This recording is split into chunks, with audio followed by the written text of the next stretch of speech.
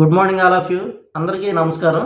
మనం ఈ వీడియోలో హోమ్ అప్లయన్సెస్ అంటే అసలు ఏదైనా సరే మనం నేర్చుకోవాలి అనుకుంటే మనం ముందు అసలు ఎలా అయితే మనం సస్టైన్ అవ్వాలి, మనం ఏ విధంగా ముందు ఫస్ట్ ఇవి నేర్చుకోవాలి అనుకున్న వాళ్ళు ఏం చేయాలంటే ముందేంటంటే ఇన్స్టిట్యూట్ గురించి మనం చాలా జాగ్రత్తగా మనం ముందు ఇన్స్టిట్యూట్ యొక్క ఆ స్థితిగతులు అవి కనుక్కోవాలి ఫ్రెండ్స్. కనుక్కోకుండా ఏ ఇన్స్టిట్యూట్ పడితే ఆ ఇన్స్టిట్యూట్కి వెళ్ళిపోయి ఏదో తక్కువ రేటుకి చెప్తున్నారనో లేకపోతే తక్కువ రేటుకి ఎక్కువ సబ్జెక్టులు చెప్తున్నారని ఇలా మనం అపోహలో పడిపోయి మన టైం వేస్ట్ చేసుకుని ఇబ్బందులు పడద్దు ఫ్రెండ్స్. ముందు ఆ ఇన్స్టిట్యూట్ యొక్క పరిస్థితి కనుక్కోండి. ఎవరి దగ్గరైనా ముందు ఆ ఇన్స్టిట్యూట్లో జాయిన్ అయ్యే ముందే 100కి 10 సార్లు ఆలోచించి మనం బెస్ట్ ఇన్స్టిట్యూట్ అయితే ముందు ప్లాన్ చేసుకోవాలి ఫ్రెండ్స్.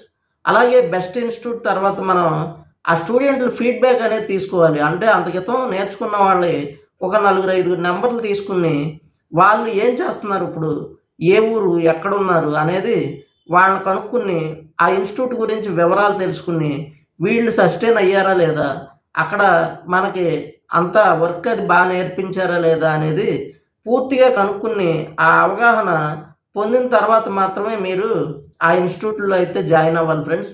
అలా అవగాహన లేకుండా మీరు ఏ ఇన్స్టిట్యూట్లో అయినా సరే జాయిన్ అయ్యారంటే మీ డబ్బులు ప్లస్ మీ టైము రెండు కూడా పోవడం జరుగుతుంది.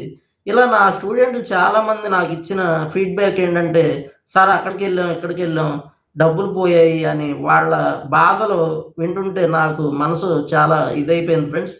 అందుకని ఎవరైనా సరే ముందు బెస్ట్ ఇన్స్టిట్యూట్ ఏదో దాన్ని చూజ్ చేసుకోండి. బెస్ట్ ఇన్స్టిట్యూట్ ఎలా తెలుస్తుందంటే దీనికి మెయిన్ 3 ఉండాలి ఫ్రెండ్స్. ఆ బెస్ట్ ఇన్స్టిట్యూట్ ఏంటంటే ఫస్ట్ అక్కడ ఒక సబ్జెక్టు కన్నా ఎక్కువ నేర్పకూడదు. అంటే 10 రకాల సబ్జెక్టులు తక్కువ రేటుకి అనేది అదంతా ఫేకు. అంటే నిజమైనా కానీ అది రాదనమాట. అంటే మినిమం ఒక్క సబ్జెక్టు నేర్చుకోవాలి అంటే మీకు చెప్పే ఫ్యాకల్టీ మ్యాక్సిమం ఒక 4-5 కన్నా ఎక్కువ చూసుకోలేడు. మ్యాక్సిమం ఒక 6 వరకే చూడగలడు. 6 ఎక్కువ అనమాట. 6 నెంబర్స్ దాటితే ఇక ఆ ఫ్యాకల్టీ అయితే మన స్టూడెంట్స్ అంటే వాళ్ళని పూర్తిగా పట్టించుకోలేడు 6 దాటితే. ఈ 6 లోపే ఉండాలి. ఇది ఫస్ట్ పాయింట్ అనమాట. అలాగే సెకండ్ పాయింట్ ఏంటంటే అక్కడ 6 కన్నా ఎక్కువ ఉంటే ఆ ఇన్స్టిట్యూట్ మనకి సెట్ అవ్వదు అనమాట. అలాగే సెకండ్ ఏంటంటే తర్వాత అక్కడ ఈ మనకి ఉన్న మనీ అంటే మన దగ్గర ఎంతైతే అమౌంట్ తీసుకుంటారో ఆ మనీకి ఎక్కువ సబ్జెక్టులు తక్కువ టైం. అంటే ఒక 10 సబ్జెక్టులు 5 సబ్జెక్టులు మీకు ఒక 10 రోజులు 20 రోజుల్లో నేర్పుతామంటే అది కూడా వర్కౌట్ అవ్వదు. ఎందుకంటే ఒక్క సబ్జెక్ట్ నేర్చుకోవాలి అంటే కనీసం అంటే మినిమం ఏదన్నా ఒక వాషింగ్ మిషన్ రెఫ్రిజిరేటర్ ఏసీ తర్వాత ఎలాంటి అంటే ఒక మ్యాక్సిమం ఈ అప్లయన్సెస్ అన్నీ నేర్చుకోవాలంటే కనీసం 15 రోజులు ఉదయం నుంచి సాయంత్రం వరకు కష్టపడితే కానీ అది కూడా 5-6 కన్నా ఎక్కువ ఉంటే ఫ్యాకల్టీ పట్టించుకోలేడు. అలాంటి దాంట్లో 15 డేస్ అంటే 15 డేస్లో ఒక 2-3 రోజులు ఎలాగో పోతాయి. వీక్ ఆఫ్లని తర్వాత మన అవి ఇవి బయట విషయాలన్నీ చెప్పుకుంటే పోతాయి. మనకేంటంటే ఖచ్చితంగా ఒక సబ్జెక్టు నేర్చుకోవాలంటే 10-12 రోజులు పక్కా ఫ్రెండ్స్. అది కూడా ఆ 12 రోజులు మీరు నేర్చుకున్న తర్వాత మళ్ళీ వెళ్ళి మీరు ప్రాక్టీస్ అన్నీ ఒక 45 డేస్కి కానీ మీరు పూర్తిగా సస్టైన్ అవ్వలేరు. మీరేంటంటే ఒక్క సబ్జెక్టు 10 సబ్జెక్టులు ఒక నెలలో మనం నేర్చుకోలేము ఫ్రెండ్స్. అది ఇంపాసిబుల్ అనమాట. అందుకని మనీ తక్కువ ఎక్కువ సబ్జెక్టులు అంటే అది కూడా మనకైతే అవ్వదనమాట. అంటే నేర్చుకోలేము మనం. అంత ఏకసంధాగ్రహులం కాదు కదా ఫ్రెండ్స్. అలా అయితే మనం ఈ పాటికి ఎప్పుడో సెట్ అయిపోయేవాళ్ళం. తర్వాత మూడోది ఏంటంటే మోస్ట్ ఇంపార్టెంట్ ఏంటంటే practicals friends.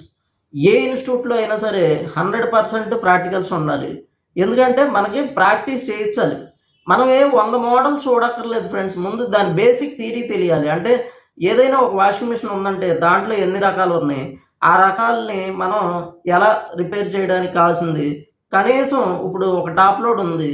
Top load washing machine మీద ప్రాక్టీసు, తర్వాత ఇన్వర్టర్ మోడల్ మీద ప్రాక్టీసు, అలాగే ఫ్రంట్ లోడ్ నాన్ ఇన్వర్టర్, తర్వాత ఫ్రంట్ లోడ్ ఇన్వర్టర్, ఇలా తర్వాత మనం ఇలా ఏసీలు అయినా రెఫ్రిజిరేటర్లు అయినా అంతే.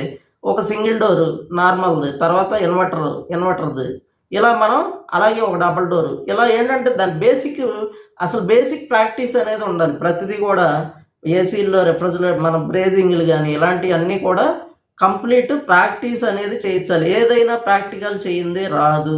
బాగా గుర్తుపెట్టుకోండి. చూస్తే రాదు, చేస్తేనే వస్తది. వింటే రాదు, చేస్తేనే వస్తది. ఇది నిజం ఫ్రెండ్స్. చూసినా, విన్నా రాదు ఫ్రెండ్స్. చూస్తే, వింటే ఈ చెవిలోంచి వెళ్ళి ఆ చెవిలోంచి ఊరికే జ్ఞానం వస్తది అంతే. ప్రాక్టీస్ మీ చేత్తో మీరు చేస్తేనే వర్క్ వస్తది. బాగా గుర్తుపెట్టుకోండి. తర్వాత ఏంటంటే చిన్న చిన్న హోమ్ అప్లయన్సెస్ అయితే నో ప్రాబ్లమ్ ఫ్రెండ్స్. అవన్నీ కూడా పెద్ద ఇష్యూ కాదు. ఈ పెద్దవి అంటే refrigerator, AC, washing machine, PCB boards గానీ ఇలాంటియన్నీ కూడా మినిమమ్ ఒక 2 వీక్స్ ఉండాలి ఫ్రెండ్స్. 2 వారాలు అది కష్టపడి మీకు చెప్పే ఫ్యాకల్టీ కూడా మనసు పెట్టి మిమ్మల్ని ఏదైనా ఒకటి గుర్తుపెట్టుకోండి. మిమ్మల్ని ఇదిలించి మిమ్మల్ని గట్టిగా కేకలేసి చెప్పే ఫ్యాకల్టీ ఉంటే మీ అదృష్టం ఫ్రెండ్స్. అంతేగాని ఏదో డబ్బులు ఇచ్చారు కదా, ఏదో ఫ్యాకల్టీ వృత్తిలో ఉండి ఏదో ఊరికే నామకాగా మిమ్మల్ని ఏదో ఒకటి నవ్వించి ఏదో మీ దగ్గర డబ్బులు లేకపోతే ఇది చేసుకునేవాళ్ళు మీకైతే వర్క్ రాదు ఫ్రెండ్స్. ఇది నిజం. అందుకని దయచేసి ప్రతి స్టూడెంట్ ఆలోచించండి. వర్క్ అనేది ఎప్పుడైనా సరే ప్రాక్టీస్ ఉండాలి. ఫస్ట్ ప్రాక్టీస్ ఉండాలి. తర్వాత మిమ్మల్ని ఫ్యాకల్టీ పట్టించుకోని ఇన్స్టిట్యూట్ వద్దు. అలాగే ఏంటంటే మీకు ఎక్కువ మంది పీపుల్స్ ఉన్న ఇన్స్టిట్యూట్లకి వెళ్తే మీరు సస్టైన్ అవ్వడం చాలా కష్టం. ఎందుకంటే అది ఇన్స్టిట్యూట్ తప్పు కాదు ఫ్రెండ్స్. ఎందుకంటే ఫ్యాకల్టీ మిమ్మల్ని పూర్తిగా గైడ్ చేయలేడు. ప్రతిదీ కూడా దగ్గరుండి మీరేం చేస్తున్నారా ఏం చూడలేడు.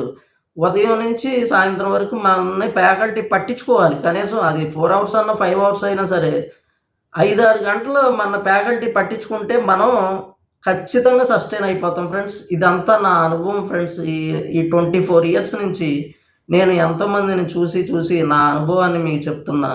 అలాగే ప్రతి ఒక్కరు కూడా మనీ దాచుకోండి ఫ్రెండ్స్. ₹1 అనేది వెనకేసుకోండి. లేకపోతే మీరు పేదవాళ్ళుగా మిగిలిపోతారు. ఖచ్చితంగా డబ్బులు మాత్రం మీరు వచ్చే ₹100లో ₹10 దాయాలి ఫ్రెండ్స్. ₹90 మీరు ఖర్చు పెట్టుకోవాలి. ₹100 సంపాదించారు అంటే ₹10 దాసేయాలి. ఇక అందులో ఎటువంటి మార్పు ఉండకూడదనమాట. ఆ ₹10 మీరు దాయిపోతే మీరు ఎప్పటికీ పేదవాళ్ళ మిగిలిపోతారు. అది బాగా గుర్తుపెట్టుకోండి ఫ్రెండ్స్. మీరు రిచ్ అవ్వాలి అంటే 100కి 10 దాయండి చాలు. మీరు సంపాదించిన ₹100లో ₹10 నెలకి మీరు రోజు ₹100 సంపాదించారనుకోండి ఫ్రెండ్స్. ₹100 సంపాదిస్తారు. నెలకు 30 డేస్ 3000 సంపాదిస్తే మీరు 300 దాయండి చాలు కనీసం. అది అంత తక్కువ. కనీసంలో కనీసం అనమాట అది. మీరు 3000తో మీరు బతకలేరుగా ఫ్రెండ్స్. మీరు 20,000 30,000 సంపాదిస్తారు కనీసంలో కనీసం. అందులో మీరు ఒక 3-4 వేలు పక్కన దాయగలిగారంటే ఎప్పుడో ఒకటి గుర్తుపెట్టుకోండి. దాస్తానని బ్యాంకుల్లో వాటిల్లో ఇటు పెట్టద్దు. మీరు ఎస్ఐపిస్ చేసుకోండి, సిప్ ఇన్వెస్ట్మెంట్స్ ఇలాంటివి చేసుకోండి. అలా వాటిని తీయొద్దు. నాయి కాదని అక్కడ పారేయండి. అవే పెరిగి మీకు లైఫ్కి మంచి హెల్ప్ అవుతాయి ఫ్రెండ్స్. Thank you friends.